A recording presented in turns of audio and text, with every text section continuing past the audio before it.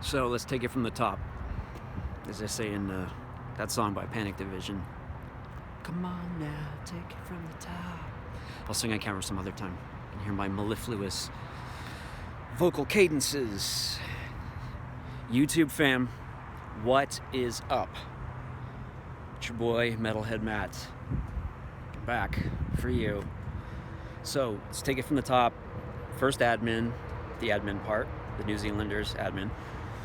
Please like, share, subscribe, hit the bell, helps with the algorithm, blah, blah, blah. You've heard this stuff before, but I have to keep saying it because YouTube's so odd. Love you, YouTube. Love you, mean it. But you are odd. You are a fickle, fickle lover, which ties into tonight's theme to some extent.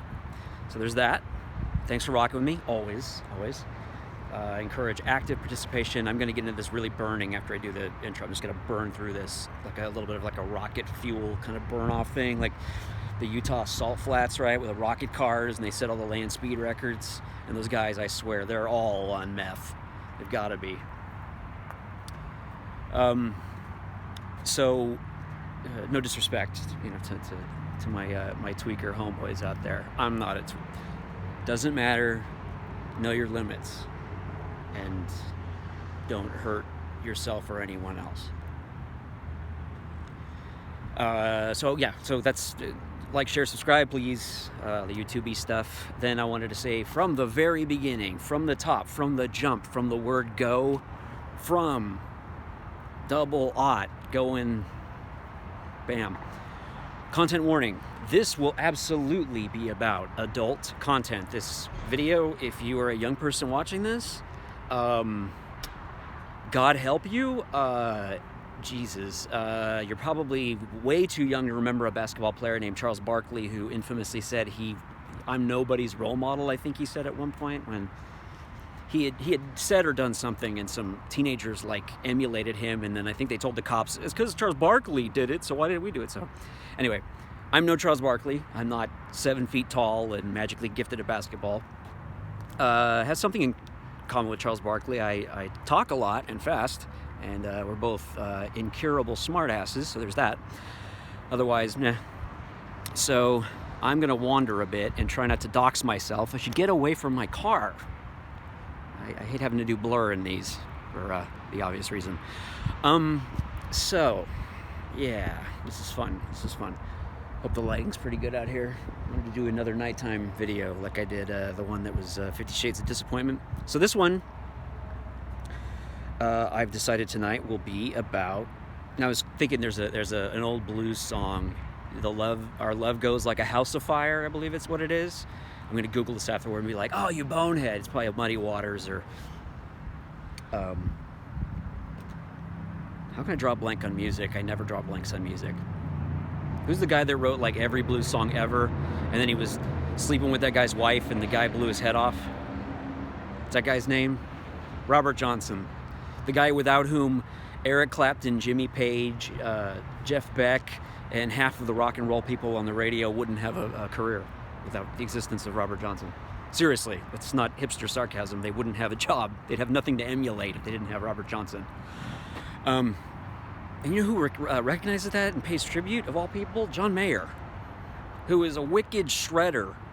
I've seen him in concert, not live, but I've seen like performance DVDs of him, and that guy kicks so much ass. He's a hell of a guitar player. And yes, of course, I wished I'd gone to that thing where it was him and Dave Chappelle doing improv together. I thought, man, that would be awesome. But I did not have tickets for that. So, switching back and forth with the arms here. My cardio and my upper body are not what they once were when I was in rehab. I was in better shape. Still in okay shape, but I put on a bunch of muscle when I was in there because they have you working a lot. I talked about that in the previous video. Like, you basically have a job, like you're a client in the rehab. You can call yourself a patient if you want to, but that's kind of laughable. If you're there, you'll know why that's kind of laughable. But you have a whole bunch of stuff to do in your program, and then on top of that, you can take a job like I did. People told me, you might get bored and then you're going to want to join core team. And I was like, how the hell does a person get bored in rehab? I don't have, I barely have 5 minutes to relieve myself in the bathroom. Not kidding. And then get to my next group or class or workshop or meeting with a counselor or whatever, like I barely have time to do any of that and take a breath or put some creamer in my coffee without like just, you know, getting yelled at for, aren't you running behind, Mr. MacDonald? Aren't you? I guess, I don't. So, but yeah, I got bored in rehab, so I took a job, and it was, according to all the guys and my own experience, I can tell you this, the hardest job you could possibly take in the rehab. I was CC, community coordinator, and one of my favorite people in the whole world. I'm hoping we'll be watching this someday, and I'm hoping at some point might even come on camera with me. He trained me. He was the CC prior to me, then he trained me. I was his protege, and he said I did a good job in his stead, you know, after he trained me. But I'll be honest, I feel like I was always in his shadow, and that's a place I'm happy to be, because he's just an amazing person. Like, there's very few people in this world that I've met and gotten to know up close and personal that I feel like my life is, I've said this before about, like, I hope that people feel this way about me when I die, that at least one person does. I feel like my life was enriched for having known him. Like, he's just an amazing person with just integrity with a capital I, you know, like a monument. Integrity just, you know, chiseled into a cliff face with artillery fire, you know, boom, just integrity. And then his head on the end, like Mount Rushmore, except that he's not an evil slave owner who you know, we put on your money. Anyway, ooh, that was spicy, huh? A spicy take on politics. If you think that's spicy coming from me, you've never watched my videos before. You've never met me in real life for 3 minutes, and your head's gonna explode when I get going here. So, the topic, loosely, essentially, it's a couple things kind of together. So it's like, you know, lately what's going on in the world is horrible. Like, we've got a pandemic going on, and then we've got like a long overdue reckoning with law enforcement and the systemic racism. All that stuff needs to end. It needs to change. Absolutely. I'm not gonna make excuses for that stuff for a second. Not at all. Not remotely. That stuff needs to fucking change. Period. Change it. Full stop. So all that stuff is necessary. However, like they say, right, growing pains. So we're all in a lot of discomfort right now, some much more than others, like all the young protesters who've been shot in the eyes with rubber bullets, and it turns out that the cops that did that were aiming for the eyes on purpose, like the goddamn revolutionary soldiers, right? Don't fire it till you see the whites of the eyes, boys.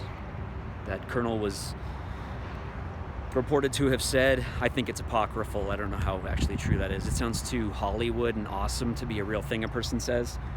You know, it's not Hollywood and not awesome? Shooting teenagers in the eyes with rubber bullets for standing up for their fellow human beings. It's disgusting and repulsive. Power-tripping psychopaths out there that hide behind a badge or a smock or a gavel, name tag, tenure at a university, boss on the nameplate on the desk, and then people who don't have any, you know, vested power. We've all had that. The megalomaniac cashier at the 7-Eleven who thinks that by ringing up your Slurpee, he's donating a lobe of his liver to your dying cousin. It's like, Jesus, dude. I appreciate you not throwing my soda all over my shirt and, you know, chucking my change at my ear holes, but, you know, you're not saving lives here. You're just making sure I've got something cold to drink. Speaking of something cold to drink, I'm gonna get some of my iced coffee beverage. I haven't gotten to the topic yet, and I'm very aware of that. I think it's because I can't sum it up real easily. I already have an idea for a title. I have a couple, actually. So that's what I was saying a second ago. So we're in this time where people are in a lot of pain and stress, myself included. Like, I hope I'm making you guys laugh and think, and maybe even angering some of you. If that provokes you into thinking and changing your mind about something important, then I'm happy to be the instigator, the irritant, the grain of sand in the oyster that irritates it and gets turned into a pearl. If you guys know how that works, right? So be it. I'll be that speck of dirt that you turn into a pearl. That's on you. I'm proud of you. You can do it. You can change. We all can change.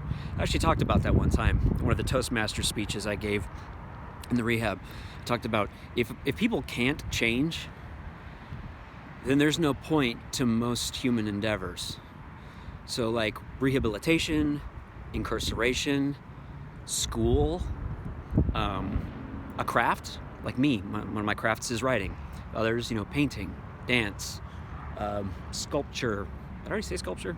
Sorry, might have. But all kinds of stuff, auto repair, modifying cars, all these kinds of things, customization. So, yeah, I mean, like, if your goal is not to change for better or for worse, why do anything other than just lay there and look for immediate gratification? Hedonism, right? Just whatever feels good or is what I want, because some people get off on feeling bad. We get into masochism and all that stuff. But, if you're not striving to change and grow and develop in some way, then why are you doing what you're doing? And so, kind of the ideas around this, right? Thoughts I'm having tonight. I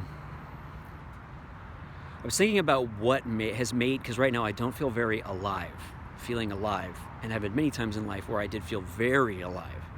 And very recently I did as well. And I thought, okay, let's talk about that a bit, which is why I have the warning at the beginning. So on the way here, no joke, no exaggeration, no hyperbole, no, silly contrivances for the sake of making this more impactful. I drove past 2 places to drive here. And I'm not that far from the house where I stay right now. I'm not that far.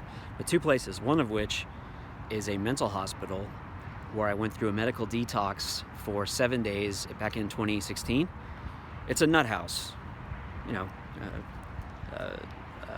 one flew over the cuckoo's nest, robes and slippers and don't touch anybody and don't touch yourself, and you can't be in the bathroom for more than 5 minutes before they come and get you. I'm not kidding. They'll come and push the door in and lift you off the fucking toilet tank.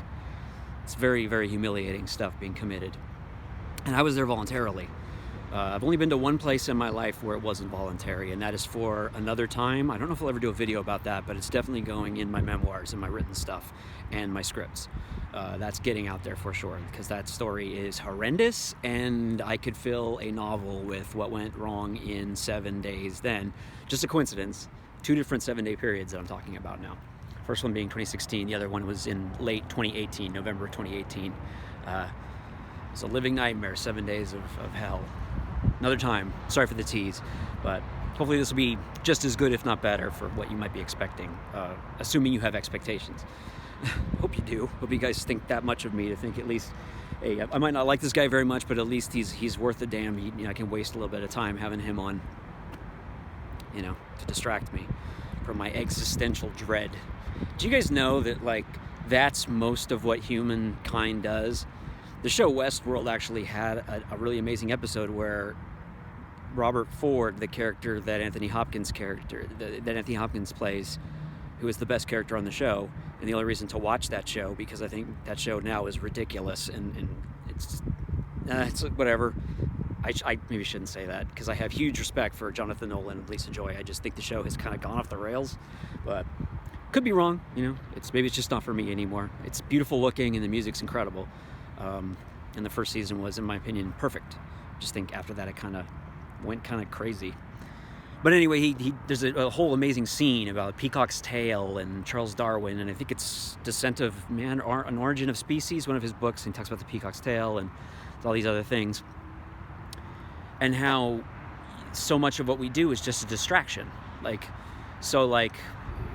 Getting all dressed up and doing your hair and doing your makeup, doing your nails, shaving, trimming, what have you, to please your partner or to appeal to your partner or to attract a potential mate. So much of that is a form of the peacock's tail, which is the most elaborate and sort of obvious form of showing off, or just a great example of even someone who's doesn't have that much nuance in there.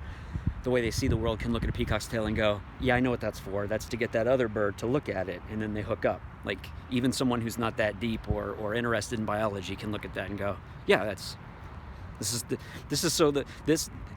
That's this bird's tricked out car to get this other bird to want to ride with the first bird back to the home spot and get down.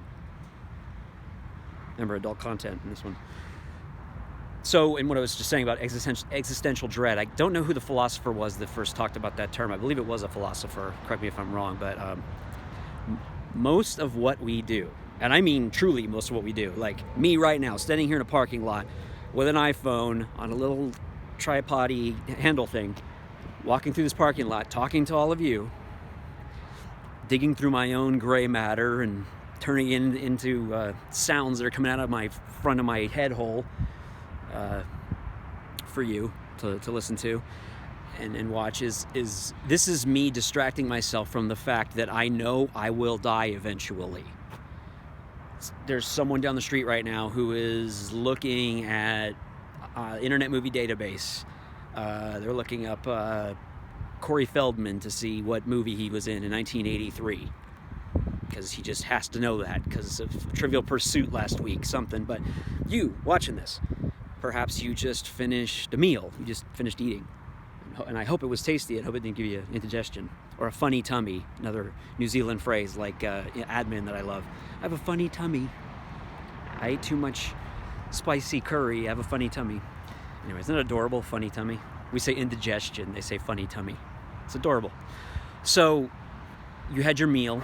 And afterward, you're sitting there and you're like, oh, it's a good meal. Yeah, warm stomach. I'll maybe read the newspaper. I'm assuming that this video has time traveled back to 1940 and you guys are reading the Saturday Evening Post with a fresh Norman Rockwell painting on the cover. That's why I'm talking like I'm, 130 years old right now. That's why I'm wearing my, my flat cap for you. I wanted to give you that, the impression that any second I'm going to climb into a Rolls-Royce Phantom and go back to my mansion in the Hamptons, up the street from Jay Gatsby. So, existential dread. This all ties together. I promise. So, when you're pursuing the hot guy at work, the cute girl at school, or someone you met on Xbox Live or whatever. It doesn't have to be romantic or sexual either. You want to meet them. So it's like you're hoping, man, when this pandemic's over with, I hope we can get together at Starbucks or whatever, cheesy shit people go to these days. Fucking Applebee's or Mimi's or Red Lobster. Are those even around anymore? Anyway, so get together in real life like humans are supposed to. Because amazingly, we're social creatures. That's why it's called social media. I know. Is your mind blown? Put some tape on so your skull stays in one piece. Existential dread though. So everything we do, please don't get it twisted. I'm not saying that you like this person because they make you think you're not going to die or whatever. It's like, no, it's like we are aware. We used to think for a long time, humans did, that we were the only animal that was aware that it would die, but we now have studies to show that other animals might, like a few, kind of like self-awareness and the mirror test and all that, right? Self-conscious animals. There's like weird stuff like fruit flies apparently are self-conscious. Who knew? So fruit flies might have an opinion about you. Like if you see a cloud of them outside your window, they might think you have really ugly pajamas on. That just blows my mind. So anyways, Jesus. I love the fruit flies thing. I read a bunch of papers on this when I heard about this. I read a bunch of scientific pieces about this. And they've been shown to the scientists put fruit flies in this tunnel system and they showed decision making and logic skills. Fruit flies. And we callously slap a bug on our arm who cares, it's a bug, it doesn't matter. It's like, dude, you might have just killed the Isaac Newton of the fruit fly world because you were annoyed. Oh man, that's too funny. So existential dread. So what that means, let's just all break it down, right? Just distill it. Hey, am I triggered? Distill? No, fine. So we stay busy, we have pursuits, we have goals and all this other stuff, and those are all excellent. I'm not making any value judgments on anybody right now. myself or you or your friends or family or the cute boy or the pretty girl or whatever, or hey, the gorgeous non-binary person that you're really into. Fucking A. My trans audience, love you guys. Love you. It's just a colloquialism, you guys. So we're doing all of that because on some level we are terrified of our impending end. We will end someday. As far as anyone knows, no mortal human has ever lived forever. Now, I don't want to get into like metaphysics or religion or anything like that. That stuff is more, that's an area I'm not interested in talking about tonight. It's totally worthy. It's a very worthy discussion, very important. Absolutely, but that's not what I mean when I talk about this. Your mortal body will pass away, and then you will have remains, and they'll need to be either buried or cremated, or, hopefully you have someone who loves you who will do that. Take care of your remains and treat them with respect. If the lights just got different, it's because a whole section of the grid of this parking lot just died out. It was badass. It was like in the movie when they electrocute the guy in the electric chair and all the lights dim. Well, if that's the analog of this, someone just electrocuted King Kong in a chair the size of a soccer field. So anyway, so that's why it just got dimmer. But we know we're going to, like, one these days, a breath you take will be your last. A breath I take will be my last. I'm speaking right now, but potentially every word I'm saying could be my last. Right? So we do things like seek love and affection and admiration and accomplishment and achievement and comfort and euphoria and ecstasy and pain and worry and fright and anger. We seek these things out because they distract us from the cold, unpleasant, hard fact that one day we will all die. And that's a very serious and profound thing that I don't find particularly funny at this moment. Maybe on a different night I would, but not tonight. Partly because I'm filming this for you guys and I don't want to put any irresponsible ideas out there. I really don't.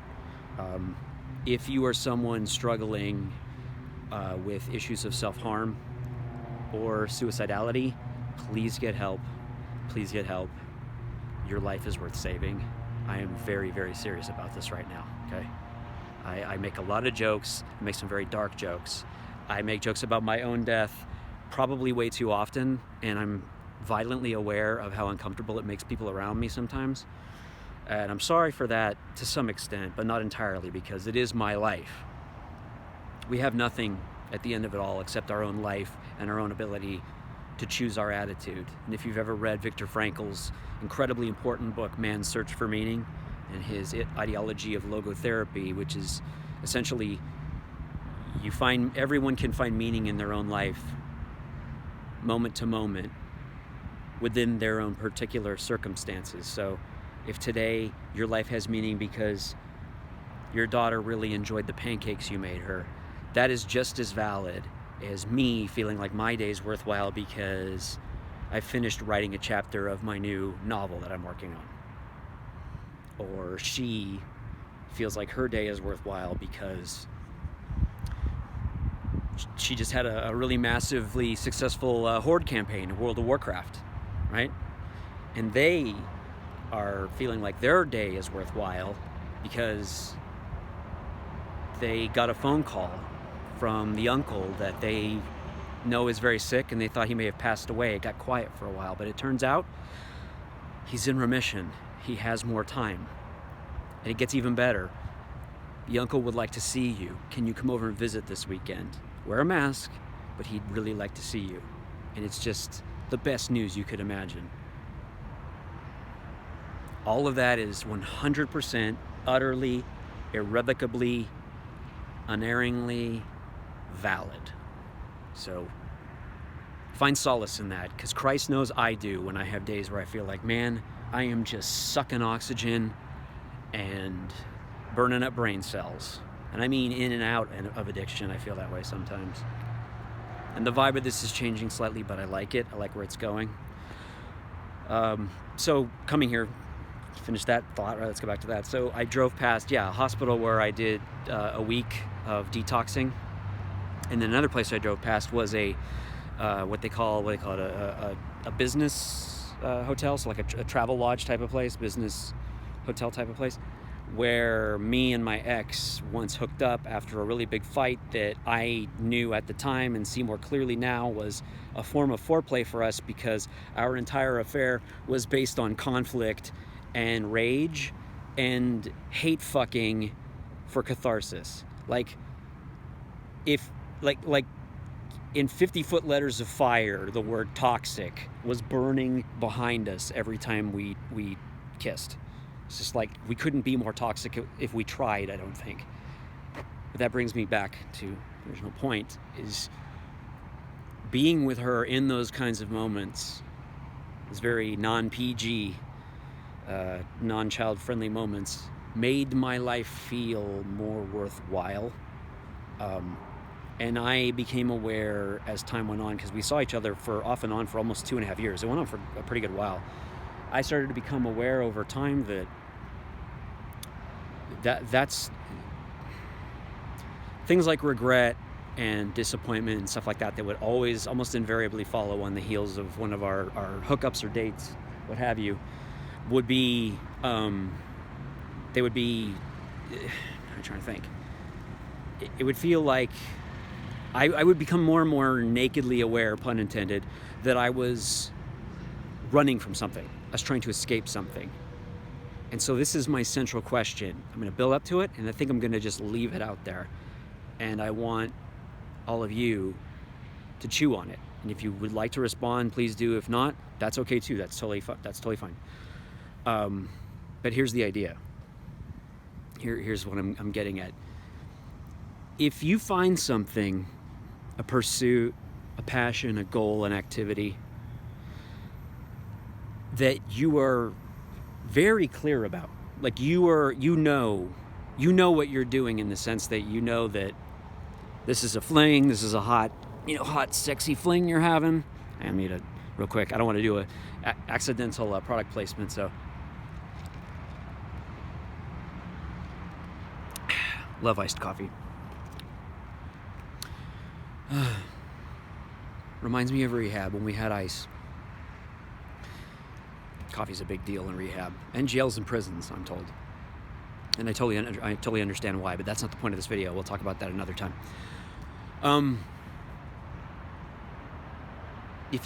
So let's say you find yourself tonight working on a new canvas. You filled in the background, or you've done like Bob Ross, right? And you've treated the canvas. I forget what that's called, but he puts that certain type of white. I know there are people out there that are like, you bonehead, it's blank white. Why didn't you know that? It's like, because I haven't watched Bob Ross in a couple months. Forgive me. I'm a fan. I love him. I can't remember what that white's called. But, he does that. He prepares the canvas, and you've got to like put several coats and whatever, and it makes the colors brighter and stronger and more vivid. Let's say you're past that point on tonight's canvas. And this is literal and metaphorical for everyone watching. So that could also mean you're done with the backing tracks of a song you're working on, or you've done a bit of world building in the short story you're writing, or you've finished the first draft of a couple of verses of a song you're working on, or you've just finished up the opening introductory statement of an essay you're working on for a class you're taking, or you just had a successful play session with your kids. You're trying some new stuff that you read about on a website that's supposed to increase their brain capacity and their ability to learn and memorize things, and you're using that, right? So whatever it is, let's say that tonight you have completed the first stage of something that you're working on, that has more of it to come. Okay, so you pull back and you look at it and you go, I like it so far, it's pretty good, or what do you expect? It's the first stage, right? We've always got time to revise, time to work on it, room to grow. And really, it's this or I sit there and I contemplate my navel. I stare into the night sky. Nothing wrong with that. Stars are beautiful, especially in crazy times like this, you know, to get a lot of comfort from looking up at those burning gas furnaces in the heavens, thinking, man, I hope it's quieter there than here. Humans are so goddamn noisy to each other. It's upsetting. Anyway, so back to the point. You pull back from your canvas or your kids on the playmat, and you say to yourself, that went as well as I expected, or not as well, or pretty good, whatever your take is. But you know that you'll come back to it. You plan to. You're serious about it. This is something you care about. You're getting something out of it, something worthwhile, right? And you, having heard what I've said tonight, or you knew about this stuff ahead of time, you know, you start to think, well, it's this, or like I just said, I contemplate my navel, you know, navel gazing, or I look up at the sky and just kind of zone out and drool all over my shirt, or take a big old rip and binger and get, you know, a head full of chronic smoke and you know, trip out to Pink Floyd records. You could do a lot worse with your night, trust me, speak from experience. Whatever it is you do, but you realize that what you're doing is you're filling the gap between right now and your final moment of conscious life and breath. You become aware that I won't be able to paint when my hands are still. I won't be able to hold this camera and speak into this lens when there's no air moving through my body to vibrate my vocal cords and move the bellows of my lungs in and out. I will be still. I will be motionless. And as far as anyone knows, thoughtless and sensationless and emotionless. But for now, in this moment, I am alive, and I'm claiming this moment for me. And I felt that way when I was with her. You know, I have to give her back after this. I have to give her back. And I'm not okay with that. I'm not okay with giving her back. I don't want to give her back. I want her to be mine because you know why? Because I'm willing to be hers. And I meant that. I burned a lot of bridges for this girl. And it goes back. I have a long past in my life of letting a lot of things like burn so that I can try to be with someone or a place or a feeling passion is maybe my oldest drug. Just passion, like naked aggressive passion. But in this case, I'm not speaking out of it in terms of it being entirely selfish. It's like I wanted her to let me love her for as long as she could. I have this quote from the writer William Gay, who is, oh God, I'll never write as well as he does, and I'm perfectly fine with that. He's such an amazing writer. William Gay, please look him up if you care about American literary fiction, especially if you're a fan of Southern Gothic and fiction that's got a poetical, lyrical prose to it. His stuff reads like just the most heart-wrenching. It's like Hart Crane, the poet. You guys know what was amazing poet, died way too young. Suicide, of course, poets. But he, it's like if Hart Crane was a novelist. It's just, this stuff is excruciatingly beautiful. But he has this line from this story. He has this short story. It's my favorite short story ever. It's called My Hand is Fine Right Where It Is. And it's so much like myself and my ex. It's about this couple that are involved with other people, and they find each other, and they find a stronger, more passionate, more in some ways violent love together than they do with their partners at home. And I don't want to spoil the story because I would love for you guys to just go and read it, but I'm going to have to maybe spoil a bit of it. What happened, that's the backstory of the story. The foregrounding events are she has cancer. It's a very short, the actual temporality, like the temporal pace of the story, I think is maybe you could span it out to 3 or 4 hours. But what the story does, and what makes it so unbelievably beautiful and powerful, to where every single time I read it, I am a sobbing wreck when I get to the end. I'm not talking like a couple tears. I'm talking like I have to have a box of Kleenex nearby if I'm going to read that story, because it will destroy me every time. And that's why it's such an important story, and I love it so much. But she and her boyfriend, her lover, her affair, they're going to the doctor to get the results of, I think it's a bone density scan, because she's being treated for cancer. So it's a very simple story in terms of events. They get together in the car, he pulls up, she gets in the car, and no, excuse me, it's the other way around. She's driving and he gets in, and they drive to the oncologist or radiologist place, get her results, come out to the car, learn what was found in the scans. I'm not gonna say. I want you guys to read it and pay for it, please. William Gay's family deserves the money.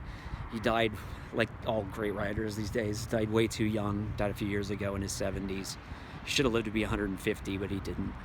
Anyway, I'll never meet him, another writer I'm hugely influenced by that I will never meet, unless the afterlife is real.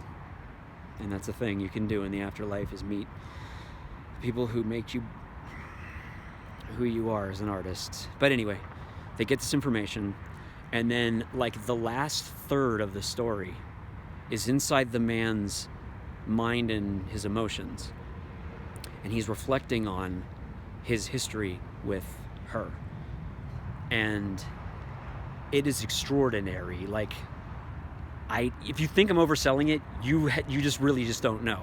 It is so fucking incredible. It's fucking amazing, this story. And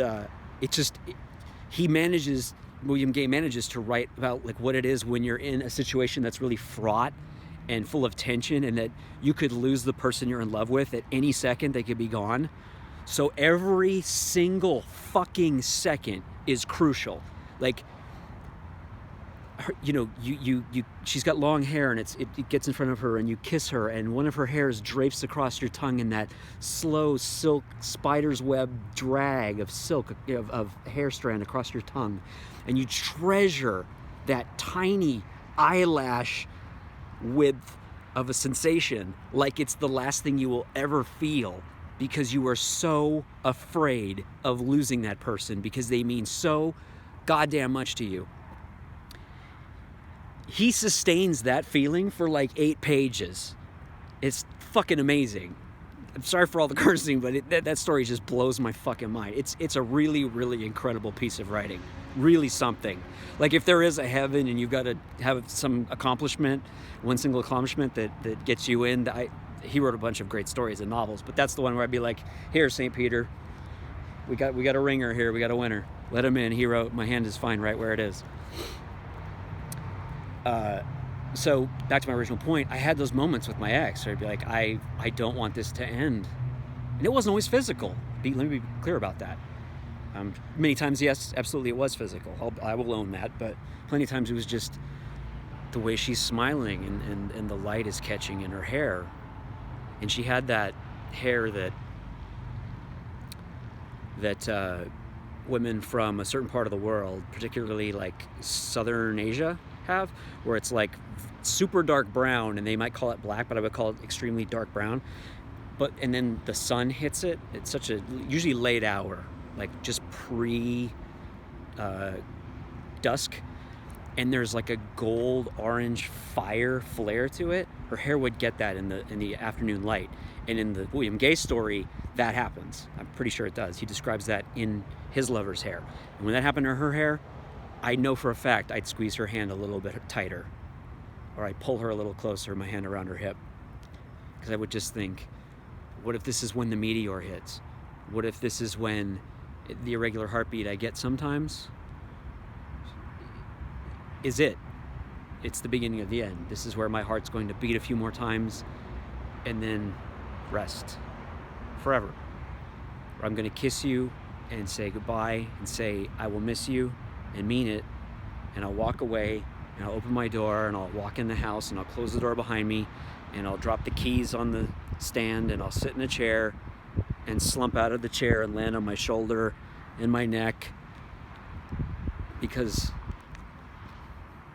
a blood vessel just ruptured in my head. And this stuff doesn't come out of nowhere. When I was 23, I was with a woman who took her own life. So I know what it is to be in love with someone who dies. And not just that, which in and of itself is heavy and intense and awful. It's terrible. I don't wish it on anyone. I know what it feels like to have that happen, where both of you are extraordinarily young and in really good health, and the person that dies, their death is unnatural. In her case, it was a suicide. She took her own life, leaving me and her family behind. And we're coming up on the 20th anniversary of that in October. I'm planning some things for that. I'm going to have some content up. I'm hoping to have some friends help me with that stuff. I'm going to conscript some people. Hopefully I can pay them even for their work, because I want to do something really special. Several things, actually. I want to do some video stuff, and I want to do some written stuff. Maybe even a short film. I'm kicking around some ideas about a short film in her honor. 20th anniversary of her death. Her name was Jennifer, and I miss her every day. I've made a lot of peace with her decision, but you know, when someone dies and you really love them, people will say like it gets easier with time, and there is truth in that, but it's not because you stop missing them or you miss them less or the pain is necessarily lessened. It's that you learn how to live in spite of the pain. You learn to live on top of the pain. There's a new term I learned just a few months ago from my therapist. I talk a lot about PTSD these days, post-traumatic stress disorder. There's a new phrase, so I have found that, because people would say to me, it'll get easier, Matt. It'll get easier. It'll hurt less and less. But the inverse has been true. Every year on October 1st, the anniversary of her death, is harder than the last year.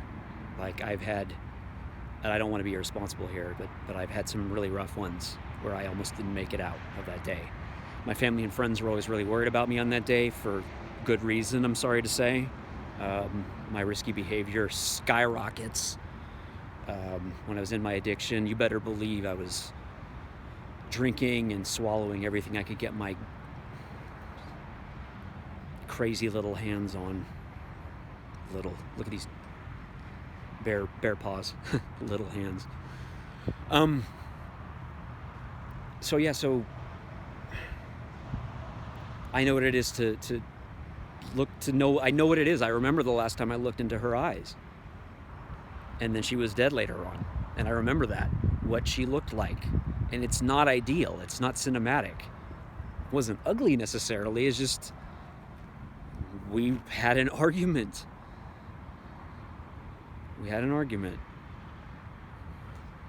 fought. Our last conversation on this earth, me and Jennifer, and it was a fight. It's like, I apologized to her casket. Her family asked me to write. She had told them I was a writer. I met them after she was dead. Late, but not too late. And they asked me to write her eulogy and perform it, and I did.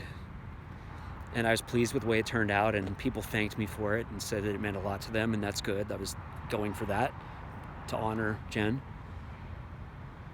But writing it was like unbelievably painful. And this video is not going where I thought it would, but that's okay. I hope that you'll trust that this is okay, that you guys are okay with this. You'll go with me on this. But yeah, the last time, because I haven't thought about this in a while, the last time I saw her before she took her own life, it was an argument in public. It was in the parking lot of a bookstore. I hate that stuff, the irony of that. She was a photographer, a damn good one, very gifted, and me, the writer and a photographer, have a big old shouting argument in the parking lot of a independently owned bookstore. And then she dies a few days later, and he writes her eulogy, and Paul bears her casket with 5 other men. to her final resting place where she's buried right now. 20 years ago I did that. That happened. So what I was saying earlier, the last time I saw her, I just remember her forehead was crinkled because she was frowning and she had tears on her cheeks, and I was flushed. I remember because I was angry. She was accusing me of things, of emotions, not being honest about emotions. Some of that's true. I was holding back some things. I was afraid to love again. I'd come out of a bad breakup before she and I got together. Yeah, if you're noticing a pattern about me, it's that I don't end anything gently. Like, everything with me goes out. Every klaxon spinning, every siren wailing, every alarm bell ringing, everything flammable, burning.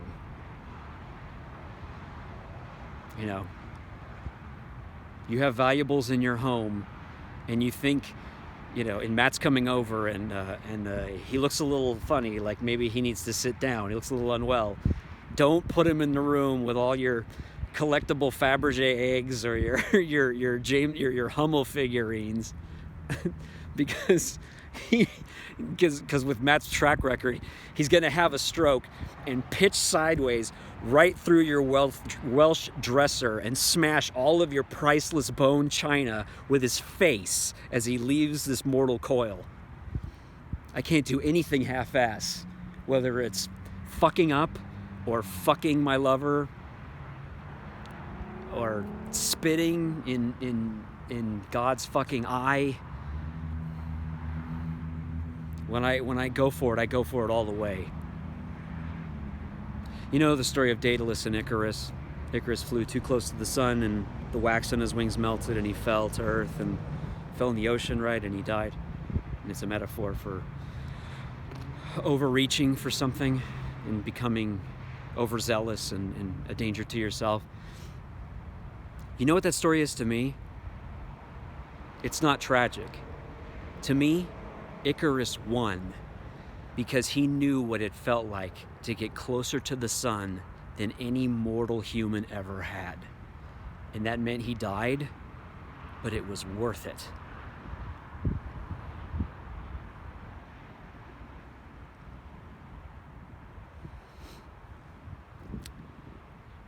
And every one of you watching this, you have value.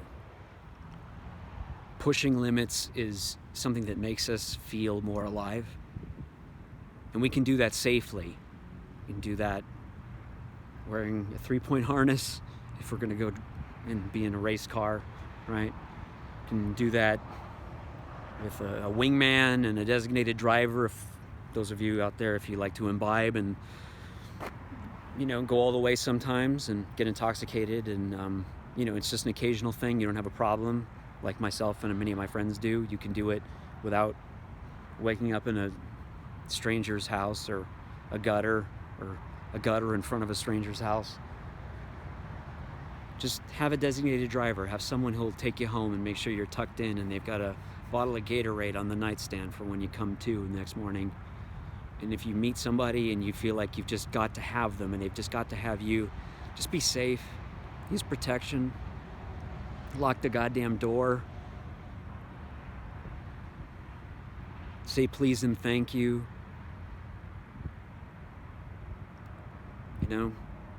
Push the edges. Take risks. That's where you really, when you're pushing against that membrane of the extremes of life, right? The extremity of life, of existence. And I'm not even getting into stuff like wingsuiting, right? And stuff like that, bungee jumping and parachuting. I have an ex-girlfriend who still does. She parachutes for fun, which I think is awesome. I don't know if I could do that, but if you're doing something like that, where you're that close to death, and that's part of what you're doing, that's part of the thrill, part of the point, right? Part of what you're doing, part of the fun, part of the package. That's all well and good. Just make sure that you've had someone trustworthy pack your parachute, and you are not doing it with a death wish. Make sure that you're doing it, intending not to hurt anyone or yourself. That's what I want to be clear about here, is I've gotten close to that edge many, many times. I haven't even talked about most times here on camera with you guys yet, but I've been close to dying a few times. I've mentioned it before, and I'm sorry if that sounds like a little bit hackish, like, oh, there's Matt again, trying to tease us, look like he's edgy. I'm not edgy. I'm so not edgy. I'm so uncool at my age. I'm like the most uncool guy in the mosh pit. Hell yeah, I'm in the mosh pit, but I'm not spin kicking like I would at 25, right? I'm a little old for that. Still in the pit, but safer about it now. But I still love to headbang. Take that as you will. And I hope all of you have your form of headbanging. Just wear good earplugs and have a nice pack at home for that neck, because man, my metalheads out there, right? My fellow metalheads, there's nothing like a headbanger neck the day after a really great metal show, is there? That soreness where it's just like, oh my God, you get that mini panic attack if somebody asks you yes or no. You can't nod or shake your head, like your neck is that stiff from all the, just rocking out to Corpse Grinder or whoever it was on stage the previous night. That's a Cannibal Corpse reference for those of you who didn't get that right off the bat. They're a classic death metal band. Yeah, all over the place, right? This video. It's just, if there is a theme, I mean, I don't want to wind it all, tie it all up in a trite little bow. I really don't. Like Oliver Thorne, Philosophy Tube, says, he says his channel is about questions and doors. He always talks about doors. It's about opening doors, a door you might not have otherwise noticed was there in your own mind, or in the world, and whether that's a choice that you can make, or a road to go down or avoid, or go down a little ways and turn around, whatever it is. He wants to get people to think about that. So do I guess. And so maybe this video is my attempt at that, is to just get some ideas out there. Because this one I know is meandering as hell, and my other videos haven't all been laser focused or anything, but they've had something of a rail, and I don't know if this one ever did have a rail to be on. That is not a cocaine reference. I'm talking about trains, my metaphor. So, thanks for watching. Thanks for hanging with me. Apologies if my getting into suddenly very heavy subject matter kind of threw you off. I didn't mean to. That was not my intention. None of this was scripted at all. Some of my videos I've got some kind of outlines in mind, but this one was I'm just going to go with it.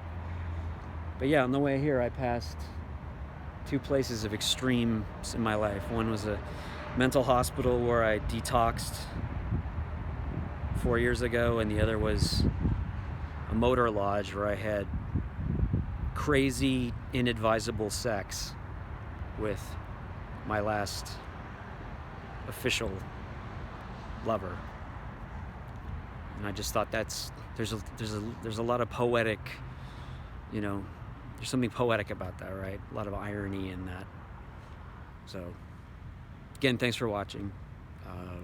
Please subscribe if you like whatever the hell it is I just did, because I'm just going to keep on doing this till I can't do this no more, especially in the midst of this friggin' pandemic and riots and civil unrest, and everybody with power and $1 billion is like doing terrible things in their private time, it seems like.